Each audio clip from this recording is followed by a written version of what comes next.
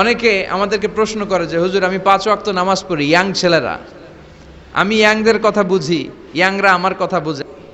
তো অনেকে আমাকে প্রশ্ন করে যে হুজুর আপনাদের আলোচনাগুলো শুনে আমার জীবনের মোড় পরিবর্তন হয়েছে, কিন্তু এই পর্নোগ্রাফির করাল গ্রাস থেকে আমি নিজেকে বাঁচাতে পারছি না। আমি নামাজও পড়ি, আবার অশ্লীল ভিডিওও দেখি।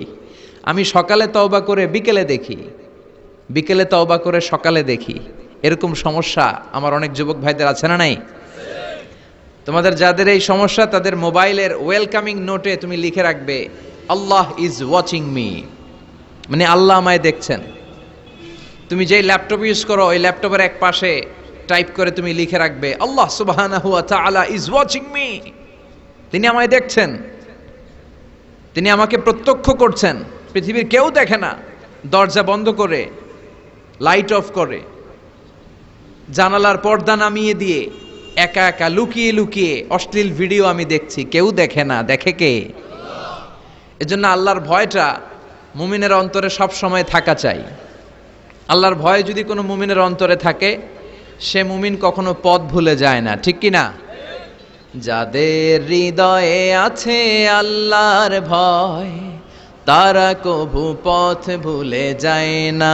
আল্লাহর প্রেম ছাড়া এই দুনিয়ায় কারো কাছে কোনো কিছু চায় না। পড়েন সবাই, যাদের হৃদয়ে আছে আল্লাহর ভয়, তারা কভু পথ ভুলে যায় না।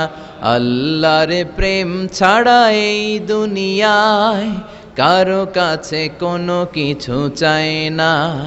রাতের আধারে যারা সেজদাতে রয়, দু চোখের শ্রুতে নদী যেন বয়। ছলনার হাতছানি যতই আসুক, পেছনে ফিরেও সে তাকায় না। যাদের হৃদয়ে আছে আল্লাহর ভয়, তারা কভু পথ ভুলে যায় না। আল্লাহর প্রেম ছাড়া এই দুনিয়ায় কারো কাছে কোনো কিছু চায় না। চিল্লায় বলেন ঠিক কিনা? আল্লাহর ভয় এটা অনেক দামি জিনিস। এটার নাম হচ্ছে তাকওয়াল্লাহ। এটার নাম কি? তাকওয়া। ওমরে ফারুক উবাই ইবনে কাব রাদিয়াল্লাহু তাআলা আনহুকে জিজ্ঞেস করলো, ইয়া উবাই মা হুয়া তাকওয়া? উবাই, তাকওয়া কি? হোয়াট ইজ তাকওয়া?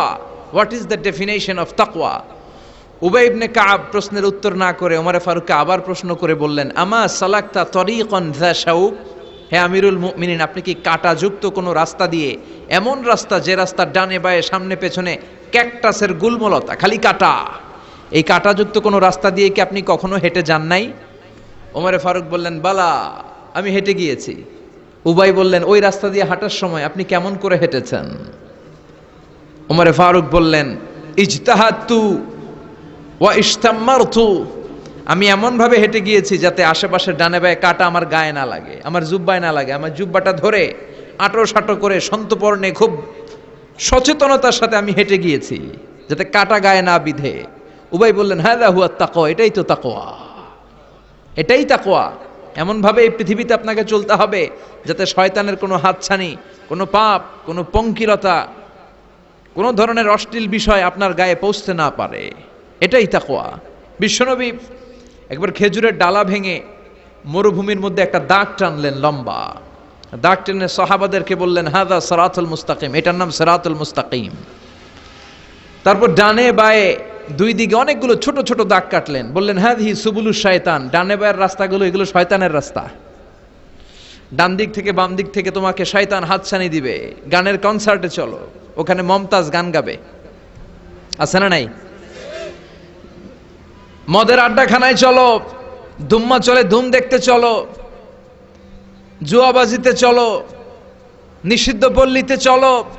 একটার পর একটা হাতছানি আপনাকে ডানে বায়ে সামনে থেকে পেছন থেকে আপনাকে গ্রাস করে ফেলতে চাইবে। কিন্তু মুমিন যখন সিরাতুল মুস্তাকিমের পথে একবার উঠেছে, এই পথটা শুরু হয়েছে দুনিয়া থেকে, এটার ওই প্রান্তে আছে জান্নাতুল ফেরদাউস, ঠিক কিনা?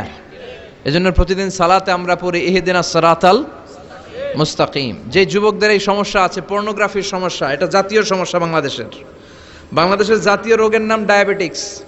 জাতীয় রোগের নাম কি? আর যুবকদের জাতীয় সমস্যা হচ্ছে কি? পর্নোগ্রাফি। স্মার্টফোনগুলো আমাদেরকে স্মার্ট না বানিয়ে আমাদেরকে শেষ করে দিচ্ছে, ঠিক কি না? এজন্য আপনার একটা শক্ত সিদ্ধান্ত পারে আপনাকে জান্নাতি বানাতে, আর আপনার দুর্বল সিদ্ধান্তটাই আপনাকে জাহান্নামী বানানোর জন্য যথেষ্ট। এজন্য মুমিন মাত্রই তাকে বিশ্বাস করতে হবে আল্লাহ ইজ ওয়াচিং মি। কি বিশ্বাস করবেন?